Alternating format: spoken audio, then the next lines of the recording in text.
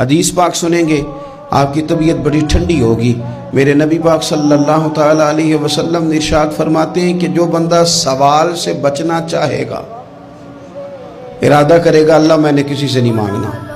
فرمایا جو سوال سے بچنا چاہے گا رب اسے سوال سے بچا لے گا، اور جو لوگوں سے بے نیاز ہونا چاہے گا کہے گا یا اللہ مجھے دنیا داروں کا محتاج نہ بناؤ، اپنی بارگاہ سے عطا فرما۔ جو لوگوں سے بے نیاز ہونا چاہے گا اللہ لوگوں سے بے نیاز کر دے گا، اور فرمایا جو صبر کا ارادہ کرے گا اللہ اسے صبر کی توفیق بھی عطا فرما دے گا۔ ارادہ تو کرے،